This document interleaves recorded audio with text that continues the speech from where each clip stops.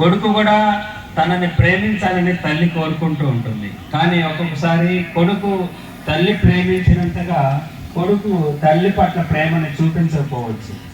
Whereas if you love God, He will equally love you. Bhagavan gives a promise like that. Ye yathamam prapadyante tam tateva bhajamyaham. As you love God, He will also reciprocate you.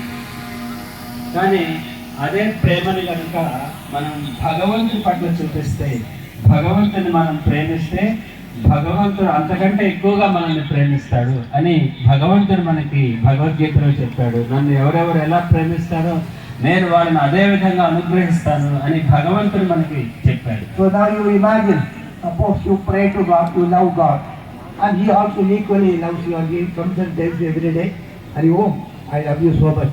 If He says, how much happy you will be, you think about it.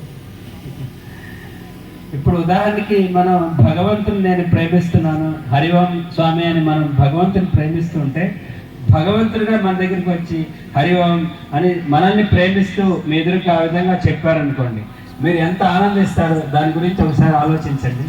Bhagavan says, if you love Him, aham bhakta paradina astadandrayavadvija. If you love Him, He will reciprocate the same love, much more than you love.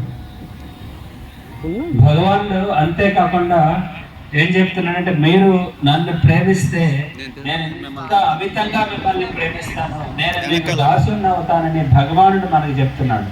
So you, every day you have to go and tell Him, every day, morning and evening, every day you should talk to Bhagavan. You tell Him that I love you so much, Bhagavan, please take care of me. Like that, every day you tell Him, He will definitely hear your prayers. కాబట్టి మనం ప్రతిరోజు భగవంతుడి దగ్గరికి వెళ్ళి ఉదయం సాయంత్రం స్వామితో మాట్లాడాలి. స్వామి నేను మిమ్మల్ని ప్రేమిస్తున్నాను అని మనం భగవంతుని ప్రార్థిస్తే తప్పకుండా భగవంతుడు మన ప్రార్థనని వింటాడు. తప్పకుండా భగవంతుడు మనల్ని మన యొక్క సంరక్షణ భగవంతుడు తీసుకుంటాడు. We all have only 2 years, but Bhagavan have more than 2 years. He has 1000 years. Veda says, Sahasra Shirusha Purusha Sahasraksha Sahasrapad. So he has got 1000 heads, 1000 eyes, 1000 ears, 1000 necks like that. So he has got thousands of years. So whatever prayer we say, He will hear and He will reciprocate. So you have to daily communicate to Him. కాబట్టి మనందరికీ కేవలం 2 చెవులు మాత్రమే ఉన్నాయి, కానీ భగవంతుడికి వేల కొద్ది చెవులు ఉన్నాయి, వేల కొద్ది కళ్ళు ఉన్నాయి.